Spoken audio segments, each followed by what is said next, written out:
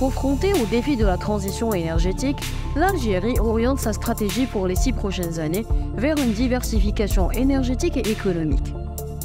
Face aux défis environnementaux, le pays s'engage résolument dans le développement des énergies renouvelables avec des objectifs ambitieux pour 2030. L'intégration des nouvelles technologies occupe aujourd'hui une place centrale visant à renforcer l'efficacité énergétique. Également, les partenariats internationaux sont envisagés comme des leviers essentiels pour bénéficier des meilleures pratiques et favoriser un développement durable.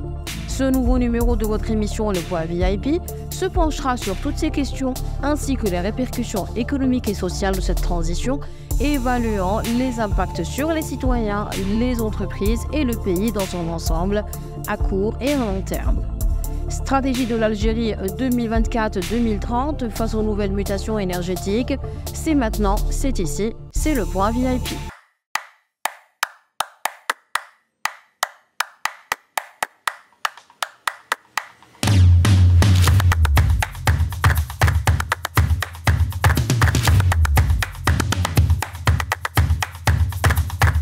Bonsoir et bienvenue dans ce nouveau numéro de votre émission Le Point VIP. Une émission 100% digitale proposée par votre quotidien El Watan.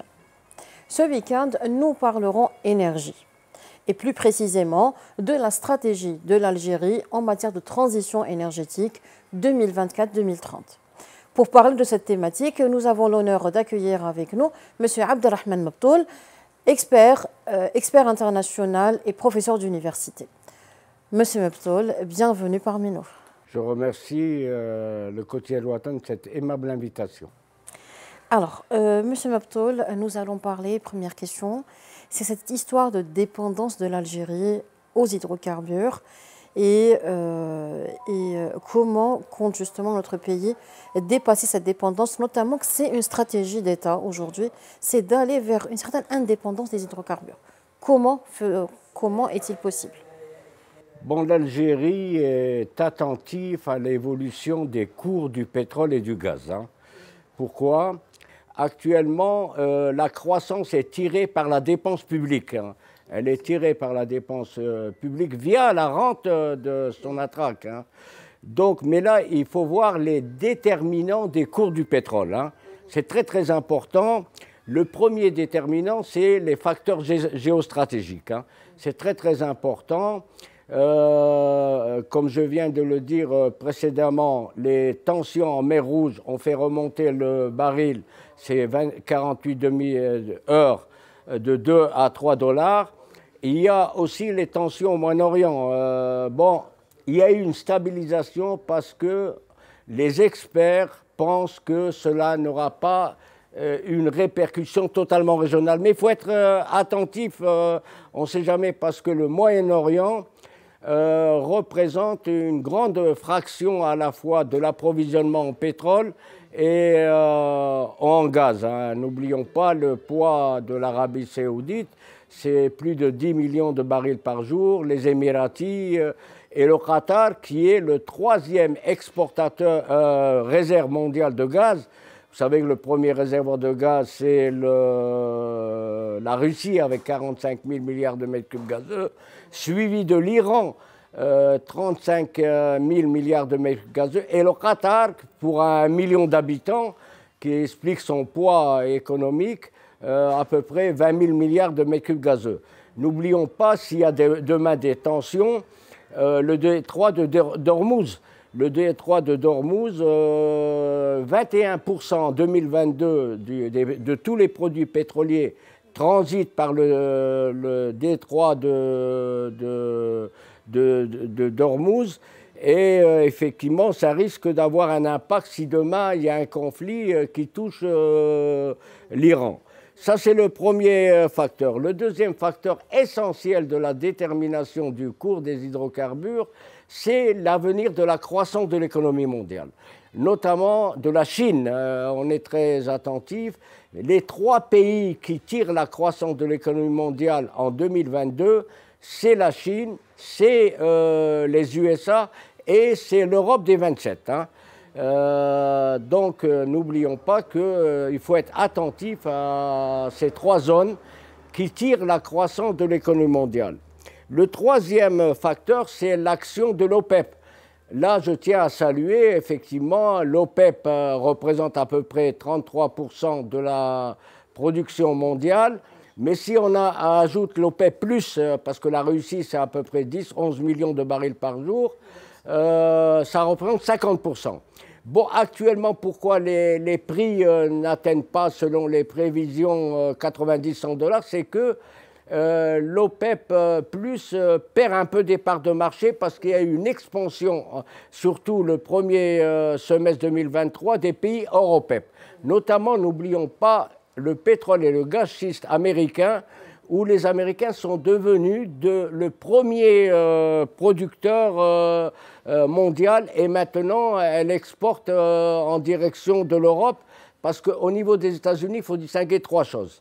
Les grands gisements dont la rentabilité à peu près 55 $, 60 $, c'est rentable, et les gisements marginaux entre 75 et 80 $, ils deviennent rentables. Ils deviennent aussi rentables pour les pays hors OPEP. Donc, ce qui explique, etc. Donc, l'OPEP a joué quand même dans la stabilisation un rôle relativement important.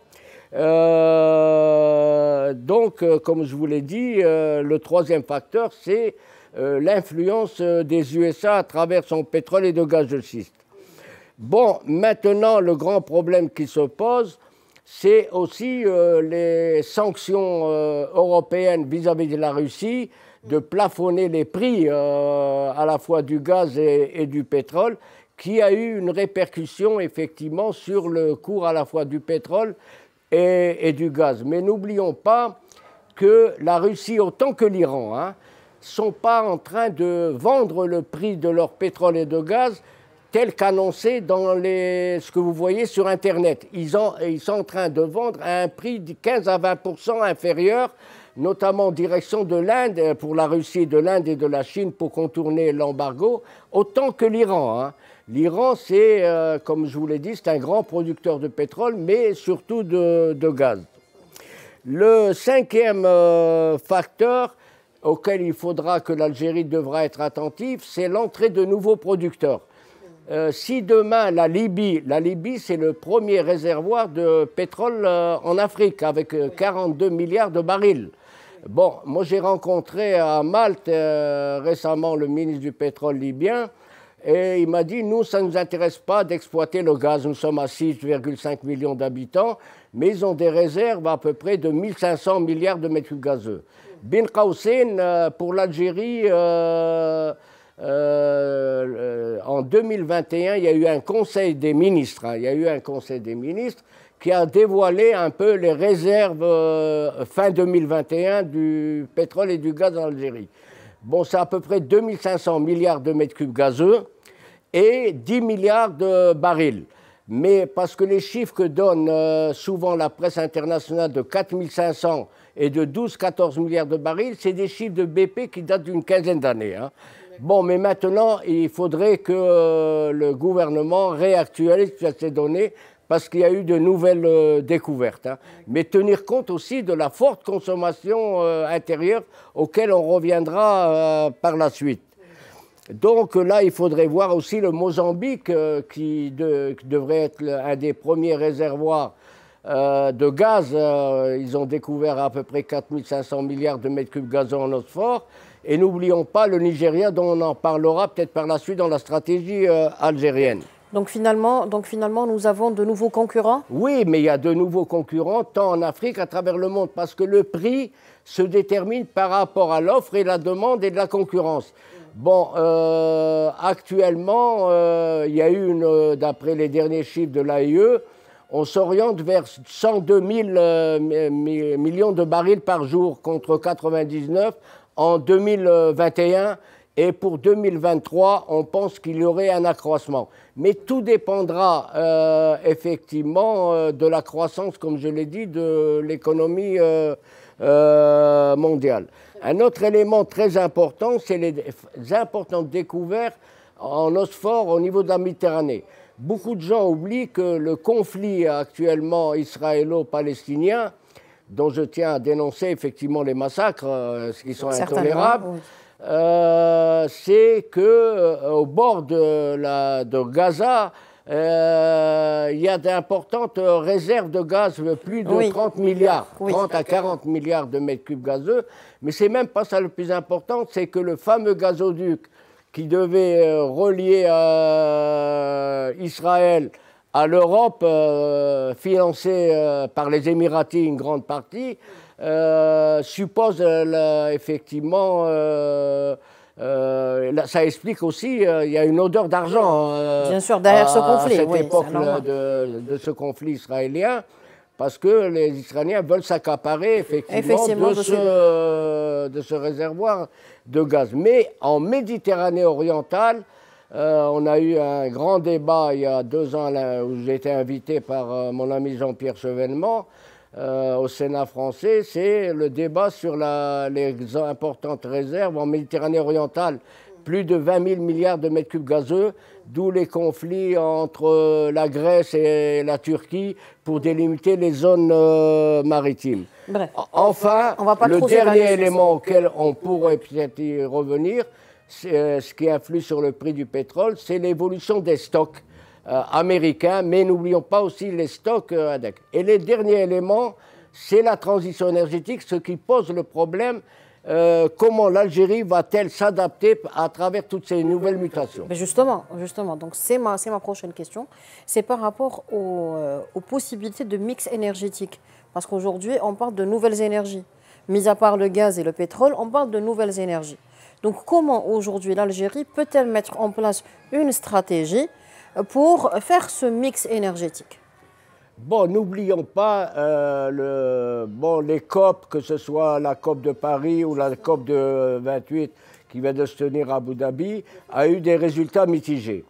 Si je prends le produit intérieur brut global, 2022, il est à peu près à 102 000 milliards de dollars. Si on prend les États-Unis, c'est 24 000 milliards de dollars, suivi de la Chine, à peu près 17-18 000 milliards de mètres cubes, mais surtout l'Europe, qui a des 17 000 milliards de dollars. Si je prends juste l'Europe et les USA, c'est moins d'1 milliard d'habitants, ils contrôlent 40% du PIB mondial. Si tous les pays du monde avaient le même modèle de consommation énergétique que les USA et l'Europe réunis, qui représentent 40% du PIB mondial, il faut 3-4 fois la planète. Donc, ce n'est pas possible. C'est pas possible. Donc, l'élément est très important et l'Algérie tient compte effectivement de ces nouvelles mutations, d'autant plus que l'avenir appartient, on va en discuter. Quels sont les 8 axes? L'Algérie a axé sa stratégie de transition énergétique autour de 8 axes. Le premier axe, il ne faut pas être utopique. L'Algérie dépendra encore pour longtemps des hydrocarbures. Mais il faut utiliser ce capital argent pour aller vers une économie diversifiée. Ça, c'est un élément très important. Et Sonatrach mise effectivement sur de nouvelles découvertes dans un cadre de partenariat gagnant-gagnant. La nouvelle loi des hydrocarbures est attractive. Mais bin Qaussin, une loi n'est qu'une loi. C'est-à-dire, comme l'a souligné plusieurs fois le pouvoir algérien, il faut améliorer l'environnement des affaires. Et notamment le cancer qui freine tout investissement qui soit hydrocarbures, hors hydrocarbures, c'est la bureaucratie centrale et locale. Donc l'Algérie axe encore sur de nouvelles découvertes. C'est un pays dont 55% de la zone n'est pas encore exploitée. Il y a 43% qui sont exploités. Le deuxième axe de l'Algérie, c'est d'aller vers l'efficacité énergétique. Justement. Il devient intolérable de construire 2 millions à 3 millions de logements sur des anciennes méthodes de construction. Les nouvelles méthodes de construction permettent d'économiser l'énergie à 30-40%. Ça ne concerne pas que le BTPH, ça concerne toutes les autres sphères. Et là, effectivement, je prends un exemple, c'est un peu l'éclairage public. Il faut essayer de trouver un moyen d'améliorer effectivement l'efficacité énergétique. Le troisième axe, c'est le développement des énergies renouvelables. L'Algérie a un don de Dieu, elle a 3000 heures de soleil par an. Donc, elle a toutes les capacités et actuellement, moi je vous donne un exemple, c'est des efforts ont été consentis récemment où le groupe Sonelgaz a procédé le 4 décembre 2003 à l'ouverture des prix relatifs à l'appel d'offres national international lancé pour la production de 100 MWh d'énergie voltaïque. Donc, mais les extrapolations du ministère de l'Énergie pour 2030-2035 donnent à peu près 30 à 40% de consommation locale à partir des énergies renouvelables. Parce que si on ne part pas, parce qu'il y a un rapport de Sonelgaz qui montre clairement que si on ne va pas vers effectivement les énergies renouvelables, on ne pourra pas remplir nos engagements internationaux. Oui. 2030. Parce que là, c'est quand même relativement important. Et actuellement, les chiffres de fin 2022 du CREG donnent à peu près 1-2% seulement à travers tout le mix énergétique. La prédominance, c'est le gaz et le pétrole comme pour l'électricité. Donc c'est... On parle pas d'énergie solaire, on ne parle pas d'autres énergies. Non, c'est-à-dire qu'il faut y aller. Il y a eu plusieurs conseils des ministres qui ont été effectivement consacrés à ce dossier et le président de la République a donné des instructions fermes pour accélérer effectivement le développement des énergies renouvelables. Est-ce qu'on sera dans l'ordre en 2030-2035 des 22 000 mégawatts, dont 10 000 vers l'exportation à travers des interconnexions? Ça, c'est un appellement. Alors, une question, s'il vous plaît. Mis à part l'énergie solaire, en matière d'énergie renouvelable, qu'est-ce qu'on pourrait justement exploiter en Algérie? Bon, il y a l'hydrogène vert. L'hydrogène vert, l'Algérie vient de signer, notre ministre de l'Énergie est parti à Bruxelles et il y a eu un contrat avec l'Union européenne. Entre parenthèses, vous savez que le pays qui développe actuellement d'une manière accélérée le plus les énergies renouvelables, c'est la Chine. C'est même pas l'Allemagne. Bon, l'Allemagne a une très forte expérience dans l'hydrogène vert et des contacts actuellement sont en cours entre le ministère de l'Énergie et Sonatrach et le gouvernement allemand.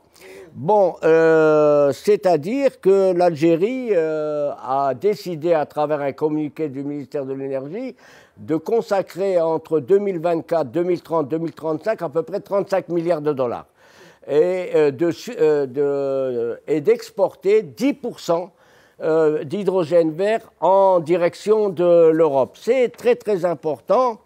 Enfin, le cinquième axe, c'est que selon plusieurs déclarations depuis des dizaines d'années récemment du ministère de l'Énergie, c'est que l'Algérie a signé un contrat avec l'AIE pour l'énergie nucléaire à des fins pacifiques. À des fins pacifiques, j'y tiens, et l'Algérie a effectivement 29 000 tonnes d'uranium, de quoi faire fonctionner à peu près 2 centrales d'une capacité de 1000 MWh.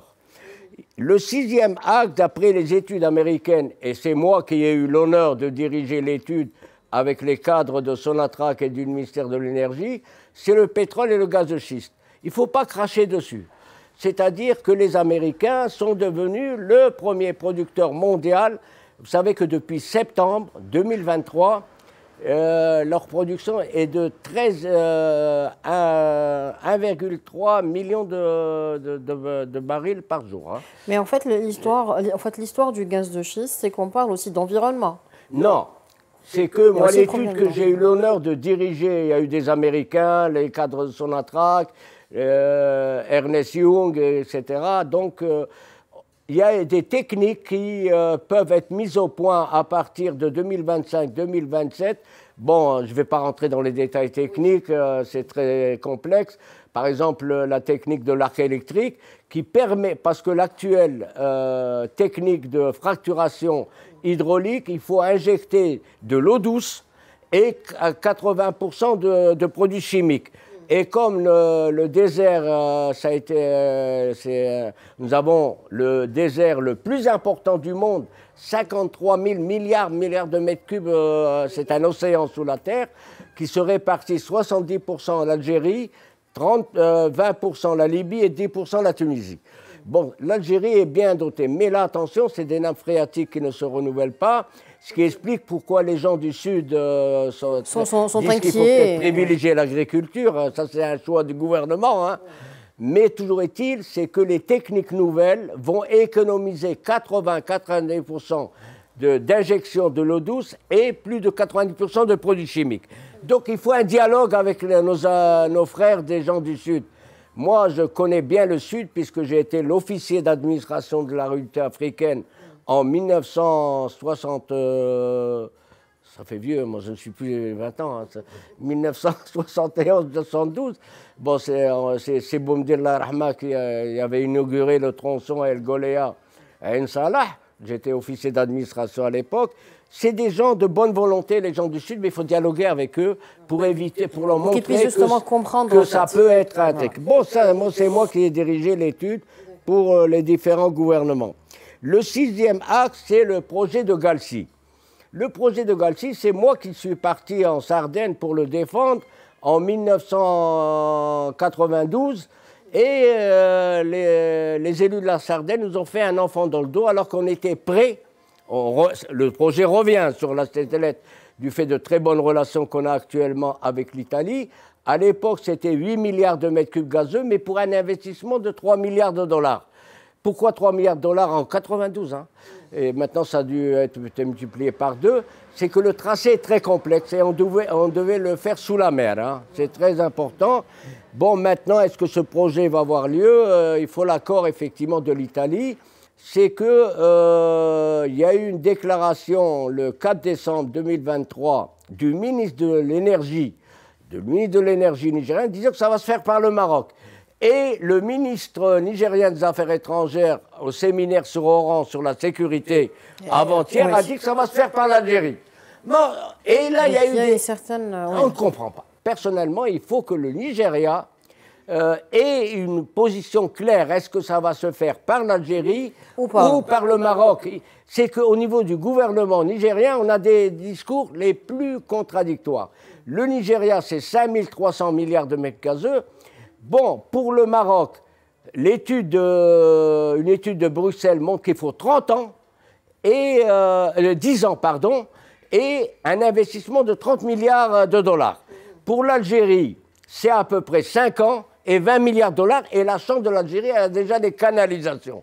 Elle a la canalisation du Medgaz, et entre parenthèses, on est devenu récemment le premier exportateur vers l'Espagne, donc entre les discours politiques et la réalité économique et un monde, mais on a le fameux gazoduc très très important du Transmed Tunisie-Algérie qui est d'une capacité de 33 milliards de mètres cubes gazeux qui fonctionne en sous-capacité. Donc vous voyez, l'Algérie a en termes de rentabilité, mais le problème qui se pose pour l'Algérie, il faut l'accord du Nigeria. Parce que c'est lui le... et le Nigeria est en conflit avec le Niger. S'il ne veut pas lui donner le gaz, ça ne peut pas se faire. Et il faut que le Niger, résoudre le problème du Niger. Donc pour l'Algérie aussi, il y a un problème géopolitique hein, qui est très important. Mais en termes de rentabilité, c'est l'Algérie qui est... Et on oublie une chose, c'est que le principal client, c'est l'Europe. L'Algérie est, selon la Commission européenne, est un acteur stratégique pour l'approvisionnement en Europe. Et c'est un acteur fiable, hein. Il a toujours respecté ses engagements internationaux. Et effectivement, donc l'Algérie, à travers toutes les actes que je viens de vous énumérer, mise pas sur un seul paquet, mais sur un mix énergétique. Donc l'Algérie veut une transition maîtrisée et elle est consciente de l'impact du réchauffement climatique. Parce que le rapport de l'ONU et du FMI, du Fonds monétaire international, qui vient de paraître il y a une semaine, dit que le Maghreb va, entre 2025 et 2030, va être atteint par une sécheresse inégalée. Et là, il y a un problème de l'eau. Effectivement, la présidence a donné ordre au gouvernement d'axer sur les unités de dessalement de mer parce que c'est un élément important parce que moi j'ai discuté avec des spécialistes de haut niveau. Pour le sud, il faut faire très attention. Il faut faire très attention. La plupart des zones du sud, c'est de l'eau saumâtre. Bon, de l'eau douce, il y en a quelques zones à Timimoun, à Algolea, etc. Et donc, il faut voir la profondeur de l'eau, les unités de dessalement. Ça nécessite quand même il faut éviter le mythe de dire que le sud va être le Eldorado. Il faut d'abord qu'on exploite rationnellement la zone nord, les hauts plateaux, et qu'on aille vers les unités de dessalement de l'eau de mer. Moi, je pense que le choix du gouvernement est un bon choix. Très bien. Alors justement, là, en matière de transition énergétique, il y a le rôle du partenaire étranger. Vous venez justement de nous dire qu'il y a, en fait, on a quand même des clients et on a aussi des clients fidèles. Donc, quelle est justement la place justement des partenariats étrangers dans cette histoire de transition énergétique pour l'Algérie? Bon, l'Algérie, effectivement, doit à la fois combiner la production locale, par exemple pour les unités de dessalement, il est prévu par le gouvernement pas mal d'unités de PMI, PME pour l'intégration. Mais on ne peut pas tout faire. Vous savez que le premier investisseur avec les hydrocarbures en Algérie, ce sont les USA, actuellement. Donc, contrairement à ce qu'on dit. Donc, il y a des partenariats gagnant-gagnant. L'Algérie tient à sa souveraineté.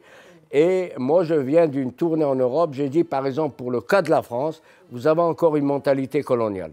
Et vous êtes en train de perdre pied dans toute l'Afrique. L'Algérie privilégie ses intérêts, comme la France ou les autres pays privilégient leurs intérêts. Vous savez que dans la pratique des affaires, il n'y a pas de sentiment. Il n'y a que des intérêts.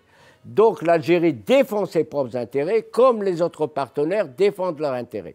L'Algérie est un élément à la fois sécuritaire de stabilisation de toute la région méditerranéenne et européenne, mais l'Algérie peut être un pont entre l'Europe et l'Afrique, parce que les enjeux du XXIe siècle, c'est l'Afrique.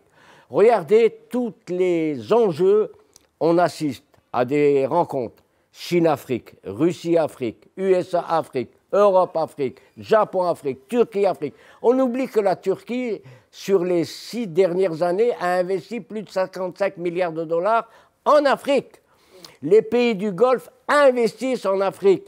Donc, un partenariat gagnant-gagnant dans des segments à avantage comparatif. Il ne faut pas qu'on fasse les erreurs du passé. Par exemple, les erreurs de l'industrie automobile. Tout le monde dit que l'Algérie est un acteur stratégique de la stabilité de la région méditerranéenne, etc. Et l'Algérie a toutes les potentialités pour tisser des partenariats gagnant-gagnant avec main pays. Très bien. Alors, ma dernière question, c'est justement par rapport aux répercussions de cette transition énergétique sur l'économie algérienne et surtout sur la vie quotidienne en fait, des Algériens. Donc c'est la partie sociale. Donc quels sont aujourd'hui ces impacts et pour les citoyens, les entreprises et le pays dans sa globalité dans cette période de 2024-2030? Bon, vous savez, c'est grâce aux hydrocarbures qu'on a une politique généreuse des subventions. C'est que le problème des subventions est un problème très, très important et c'est la rente des hydrocarbures qui permet effectivement cette politique généreuse des subventions. Bon, moi, je regrette, c'est un regret, puisque en 2008, je me suis présenté devant les députés à l'Assemblée nationale populaire et c'est moi qui ai défendu les subventions ciblées devant les députés. Bon, les députés n'ont pas voulu marcher dans la politique qu'on leur avait effectivement préconisée parce qu'il est injuste que celui qui touche 20 000, 30 000 dinars bénéficie des mêmes subventions que celui qui touche 150 000, 200 000 dinars, y compris les étrangers pour le prix du gaz et du pétrole. Regardez les unités industrielles d'étrangers, hein, ils ont un prix du gaz à peu près 15 à 20% du prix international. Donc c'est pas normal, surtout lorsqu'ils exportent. Il faudrait trouver une solution. Donc, si vous liez au pouvoir d'achat des Algériens, c'est que actuellement tout est presque irrigué par la rente des hydrocarbures. Bon, la dépense publique, les réserves de change.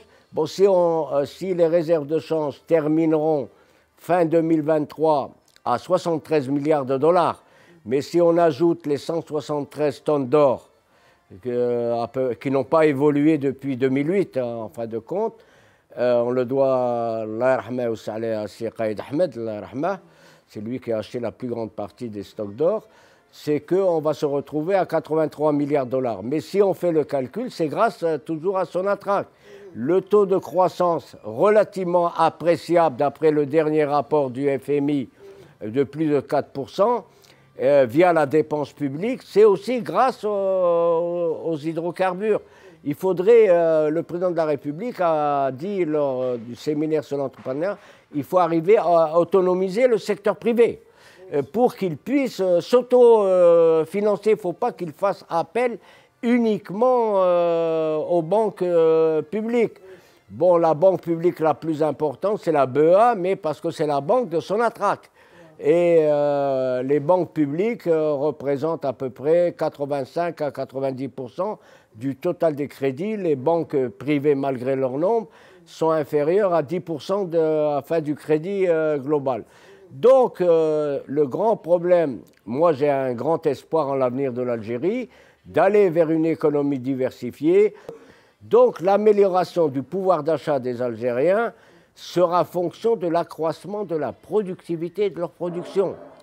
Et le véritable nationalisme des Algériens sera fonction de leur capacité à accroître la valeur ajoutée interne et exporter au niveau mondial. C'est ça le nationalisme, et les Chinois nous montrent la voie. Très bien. Merci beaucoup, M. Mabtoul, d'avoir été parmi nous ce soir et de nous avoir éclairé. C'est ainsi que prend fin ce numéro dédié à la transition énergétique et à la politique énergétique de l'Algérie 2024-2030. Restez connectés, on se retrouve la semaine prochaine.